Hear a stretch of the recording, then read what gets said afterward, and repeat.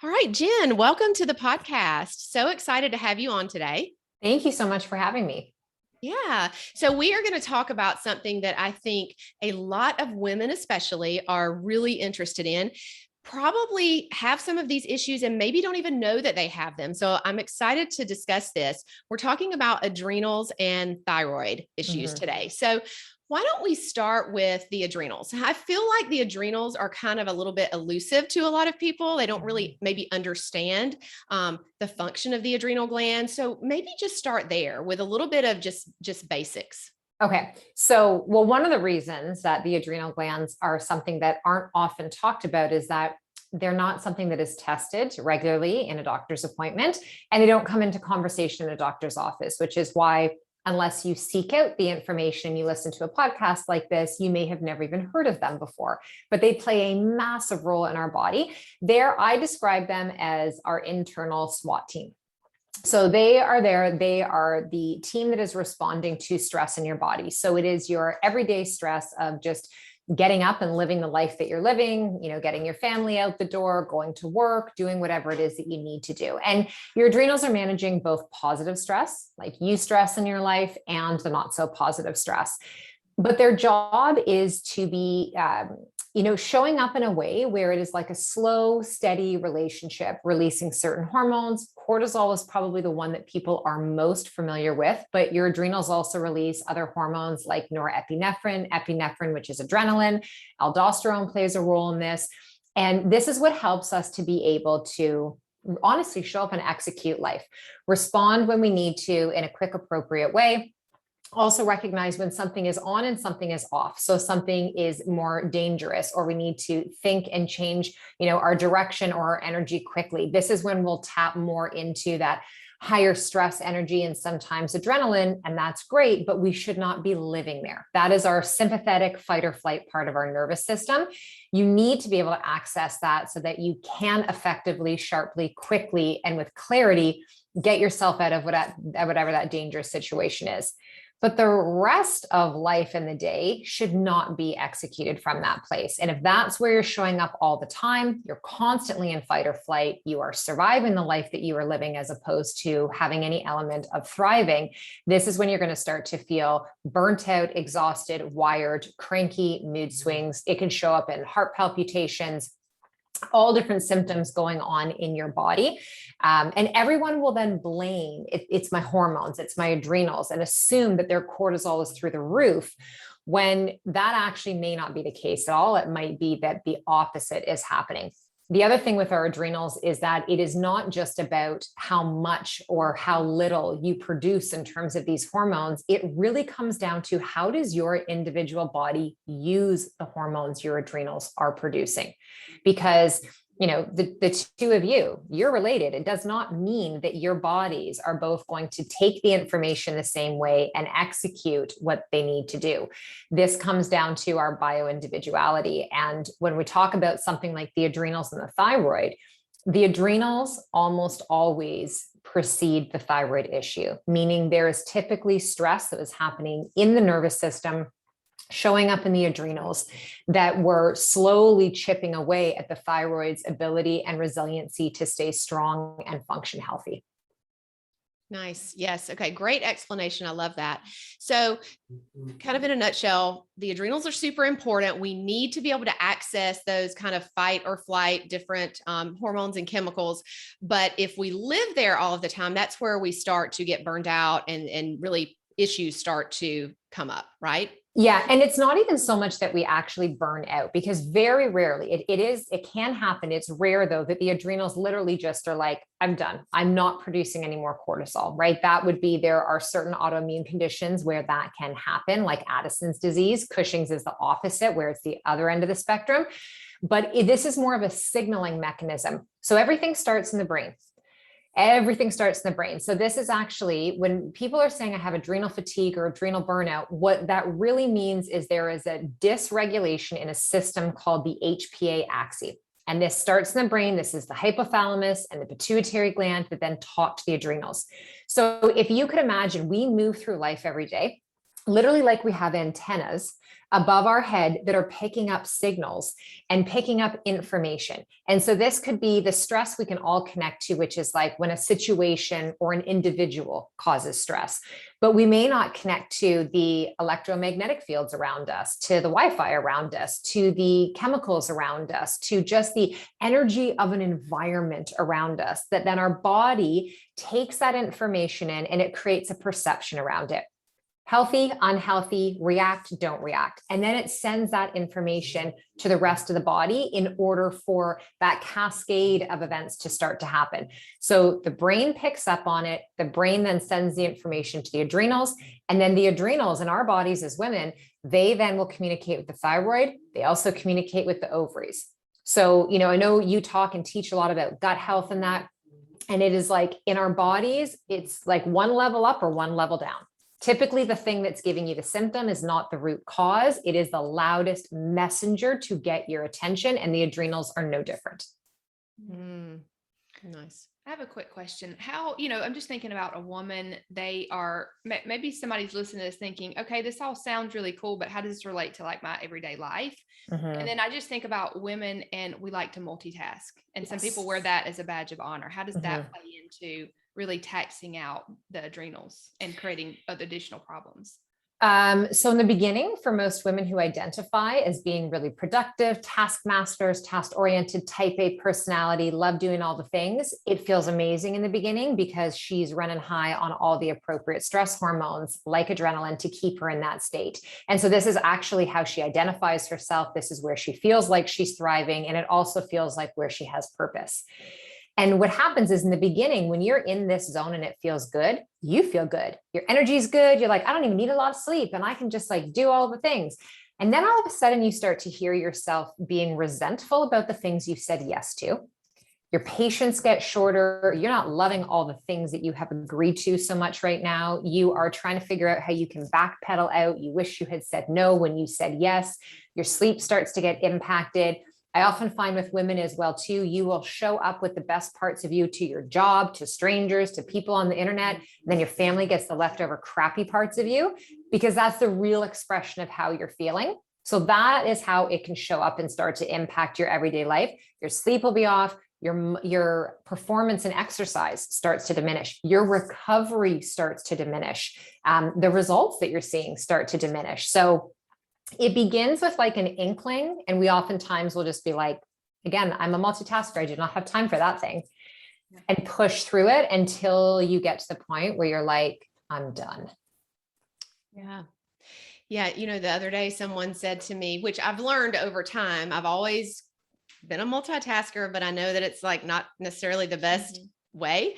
And somebody said that to me the other day, just recently, you're a great multitasker. And I thought, oh, that is so not a compliment. You're like, oh, crap. I was like, oh, I've got to work on this. I didn't say that to them, but I was like, yeah, I'm kind of just working on that, but you mentioned something about exercise, and I want to bring up that topic because I want you to talk just for a minute about the adrenals and like if we're over exercising and pushing our bodies too far, like how does that work with the adrenals? Well, again, I mean, if you are tapping into a system that's not meant to be, running at full tilt 24/7, you're going to create an imbalance and dysregulation. So it can happen in a few ways. One is that if you are now giving the signal that you need more cortisol. So if you do high intensity training all the time, right? And this is where like a lot of us as women, again, especially for those who identify as, having a lot of things on the go and being the multitasker, we will tend to show up in our life in ways that will confirm and match that energy, which is high intensity. It could be like actual HIIT training, it could be CrossFit, it could be power spin, it could be power hot yoga, it could be running, it could be whatever that is that we love to do because it mirrors the same energy. It gives us the endorphins and that rush in the moment. Now, the problem is that if you can do that and you can sustain it and you feel okay, all right. But if you are exhausted after you do the workout and you're like, oh my gosh, like I need a nap now, or you are like a cavernous person where you just cannot get full and you are just like, oh my gosh, like you feel hypoxic, you could just eat so much. That's another sign or symptom. Being sore for long periods of time, doing the same thing, but starting to gain weight, or now feeling like you've got this puffy layer of inflammation.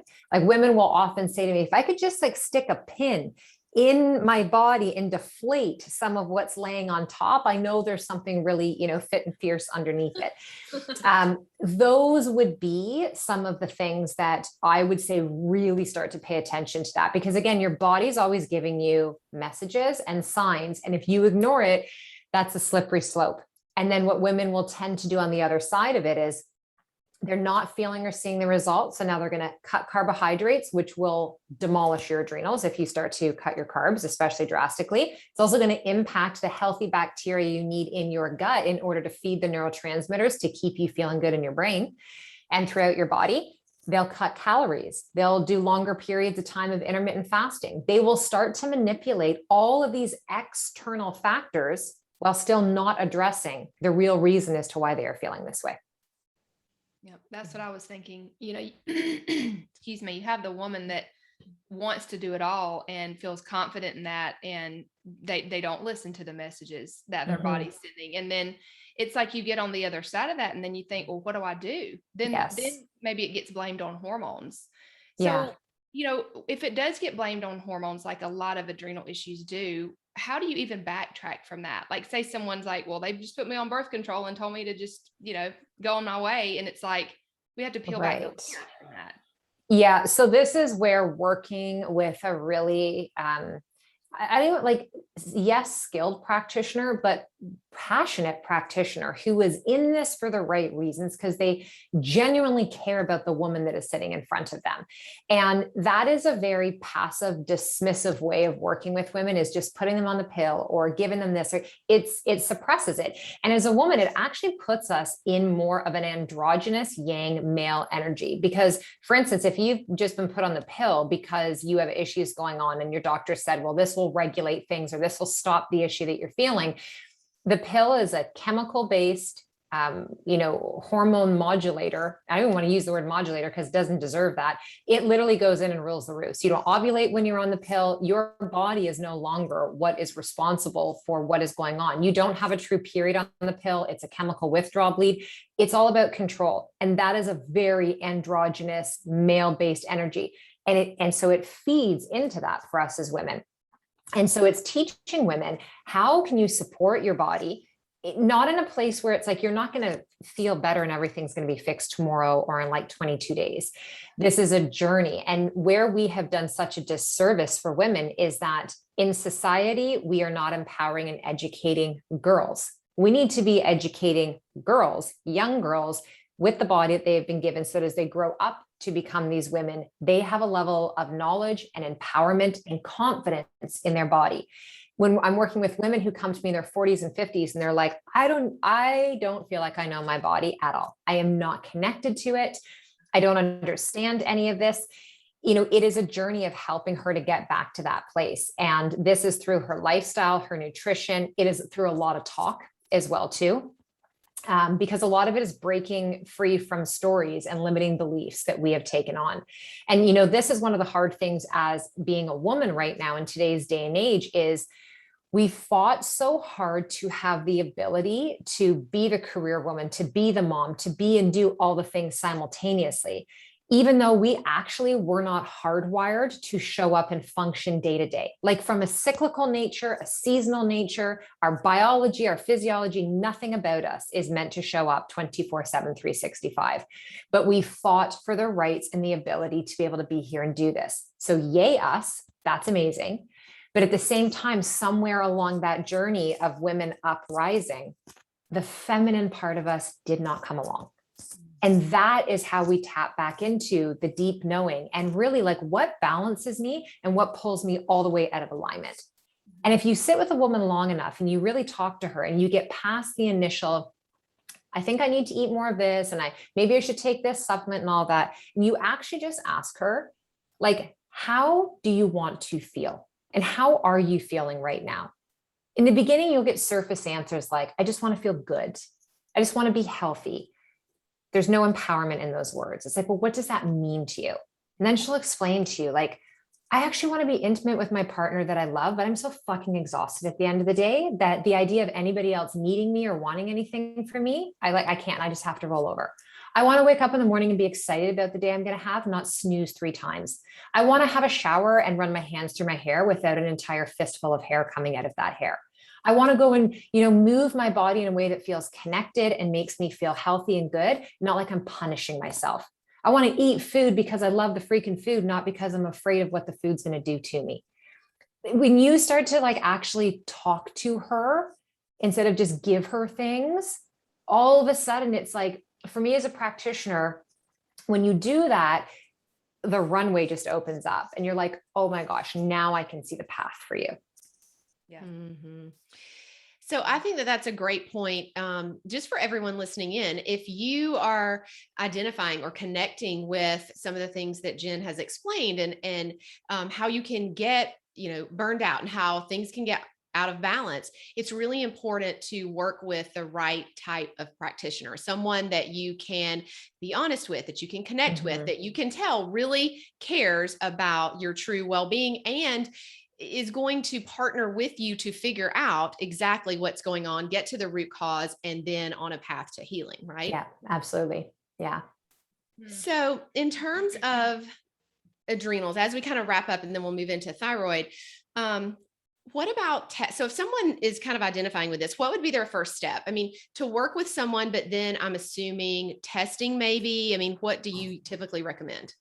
So, okay, if they're going to their PCP, their primary care practitioner, that's their family doctor, they're only going to have so many prongs when it comes to adrenals. So they will tell them that they can do a random cortisol test, which will typically be done.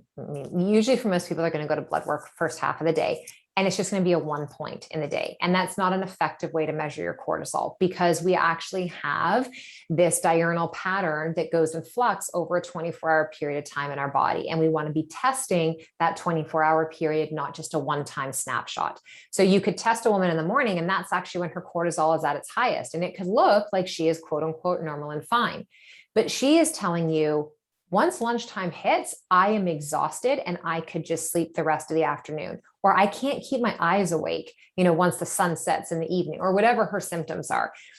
I prefer when you're testing for adrenals to actually run a Dutch test, which is a dried urinator test for comprehensive hormones. It's a urine test that you do at home. Your family doctor will probably not even know what this is. So you want to work with a functional practitioner. And you're going to take this at home and you will pee 4 to 5 times a day on these carbon strips of paper. And so you will pee first thing in the morning when you wake up, which has catched all the urine when you've been sleeping. So it tells us what your cortisol levels are while you are at rest. Now, for women who wake in the middle of the night to pee, you actually get an extra strip so that if you do wake to urinate, we can catch the middle of the night as well and understand what was going on there. Then you're going to test again within a couple hours of waking. This is one of the best markers for what's called your cortisol awakening response, your CAR response. And this is your cortisol should be at its highest within your first few hours of waking. And then it should do a gradual, slow decline into the rest of the day. So by the time the sun actually sets and that beautiful moon is starting to rise, your body is all built around a circadian rhythm. And that is then when cortisol drops down, melatonin is able to start to flourish. And so we want to catch you at all different points in the day so we can map out and actually see and understand, okay, if you're the woman that's saying you are going to fall asleep in the afternoon, then we need to, where's your pattern? Where's the spike and the low? We need to get in front of it. How far back for you do we have to get in front of that? It also is a helpful tool to understand, is intermittent fasting something that is actually beneficial for you right now? Or do we need you to eat within the first hour of waking, get an ample amount of good quality protein in, the right type of carbohydrates, and really support your blood sugar? Because blood sugar and insulin are hand in hand with adrenal health and thyroid health.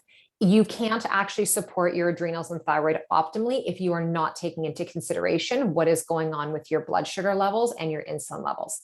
And for those ladies struggling who are feeling like, I haven't changed anything I'm doing, I've always done this, and I'm gaining weight, cortisol and insulin are in a deep relationship together. And insulin is your fat storing hormone. So if you are having an inverse relationship with your cortisol in your body, and one of the things you're noticing is you're putting on weight, for women, it's going to be specifically around the bra strap line and around their belly. This is something you should look deeper into. I think a lot of women would probably agree Yeah. they tend to gain weight first, right? Yeah. They just took notice. Yeah. Now they paid attention. Right. And then that is a good segue into thyroid, because that's part one of the testing. Now, with the thyroid, you actually do want to use the serum work. So this is why understanding that when we are looking at things from a functional perspective, there's no single prong way of doing this. So when we're looking at thyroid blood, looking at our hematology picture is going to be the best way to do that. And there's different factors we want to be testing. Now, the most common, definitely in North America, I would say actually around the world, you will be told that TSH is how we measure for this. That's not actually true. So remember when I was talking about the brain and that HPA-AXE connection. So TSH, which is called the thyroid stimulating hormone, the dog's getting excited about it too. That does not actually come from your thyroid gland. It is secreted in the brain from the pituitary. It then sends a message to the thyroid that essentially knocks on the thyroid's door and it says, okay, like fun, like I've just hit you the ball. Now you're up to bat. Mm-hmm. Then the thyroid produces free T4 and some free T3.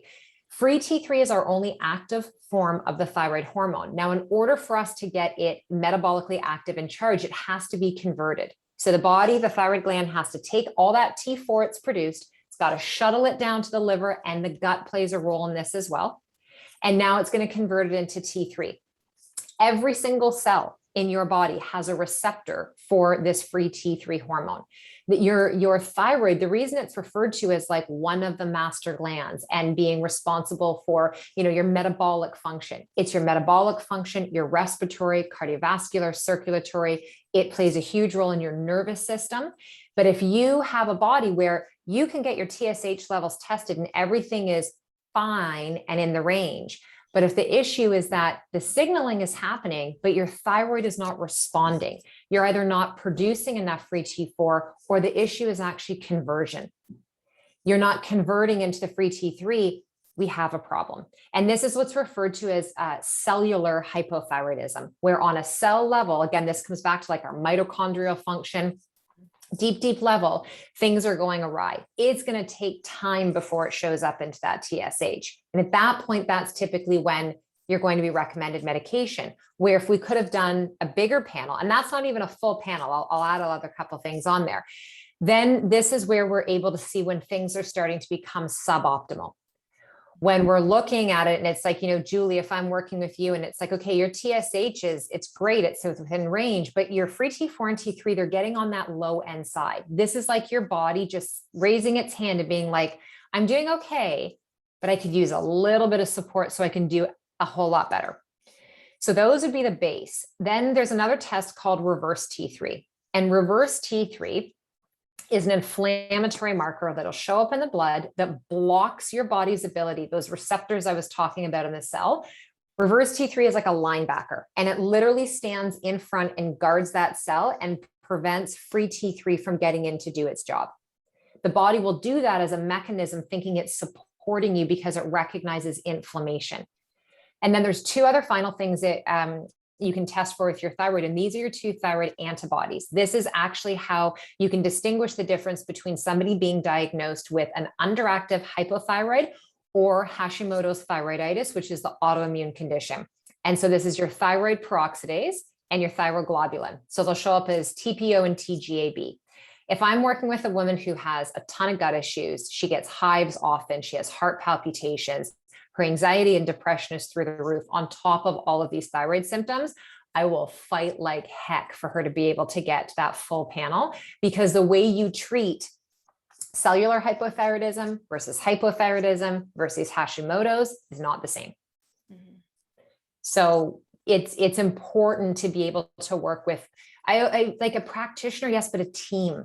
You want to work with a team who has the accessibility to some of these different things. And you have to know what to ask for. Like you said something a little while ago about this partnership. That's what it is. When you choose to work with a practitioner, it is not the practitioner's job to fix you. This is a partnership. You have to show up as the patient and also participate and do the work as well. So you got to look at your practitioner as they are the catalyst. They are the conduit. They're going to connect you, but we can't move in with you. Yeah. Right. Like we can't do the things for you. Mm-hmm. Yeah, that's such a good point. I mean, I remember when I worked in traditional medicine, it was very, very, very common to see patients that would tell you a few symptoms they were having and then really look to you to, hey, tell me what's wrong, fix me, and so we as practitioners have to really dig and ask more questions. And I would find myself often saying, you know your body better than I do. I need you to give me more information. I need you, because as a society, we haven't been trained to do that. We've been trained to go in and say, this is what's going on now. A lot of people give me a pill to fix it, or, which is, we know is not the way. But I think that the thyroid is one of the things that I see, even in just friends who have like contacted me to ask me questions over the years, like, they have all of these symptoms, fatigue, weight gain, maybe some, gut issues like constipation. And they're like, well, I think it's my thyroid, but I went and had it checked and it was totally normal, so they said everything's fine, so I think that's a good point to be sure that you don't just accept that, because again, we know our body's best. And if you know something's off, then dig deeper, find someone to work with who will investigate further and who will get to the root cause. Yeah. And it is the most common, at least in my practice, and we work solely with women, in the perimenopausal through menopause years is where the thyroid is going to, and here's the thing, it's like, I am a firm believer in also the mental, emotional, and the energetic side of this. So on a psychospiritual level, when a woman actually ends up having issues with her thyroid, what are you not saying? Where are you not being bold and courageous enough and using your voice? What are you literally swallowing back and holding on to right here that you are not allowing to be fully expressed? And so I've never worked with a woman where it is as cut and dry as, oh, well, it's because you didn't eat this and you didn't do that and you weren't doing this type of exercise. We are this beautiful, fabric of so many dimensions that have gone on in our life. And every experience that we have had, every emotion, every good, every trauma, everything, that is part of the quilt of who we are. And it will show up in our body, regardless if we want it to. Your body will manifest whatever message it needs to get through to you. It's up to you if you're going to be open enough to sit back and connect to it. And, we've been taught there's a pill for every ill, that you're a 30-day program away from the answer. And that if it worked for this person, it can work for you too. And it's absolute BS. Yeah. And it's like, we now, I think more than ever, there's a lot being dismantled in the world right now. One of the things we have to step into in our own power as women is recognize we have more unlearning to do than we do learning. We have to break up with what we have thought was. Yes, that's such a good point. Such a good point. So would you say that with these two issues, I mean, we know that they're interrelated, but one of the big kind of overarching things that start these issues is stress and how we handle stress in the body, right? Yeah. So are there specific things that when you're working with a client just in general, you start seeing someone and you can tell they have a lot of stress in their life and maybe it's things that they need to unlearn, as you just mentioned, but what are some of your top tips around, starting this process in terms of, removing some of the stress and just starting to work through these issues? Yeah. So these are probably the hardest one for women because they're not sexy and they're not fun typically in the beginning.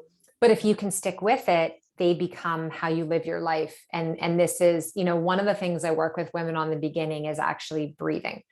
Like teaching them how to breathe in their body as opposed to just in their chest up here, which if you're a chest breather and a mouth breather, you just ignite sympathetic cortisol response all the freaking time. So it's about dropping them into their body, which is why, I've been teaching movement for 25 years, yoga, Pilates, every type of discipline you can imagine. The reason I connected so deeply with things like yoga and Pilates is the breath component. It's a really easy way to get women to drop into that part of their body without even realizing they're doing it in the beginning. The second thing I do is really talk to them about their energetic time management, not their Google Calendar, not the color-coded part of their life. Where and how do you manage your energy?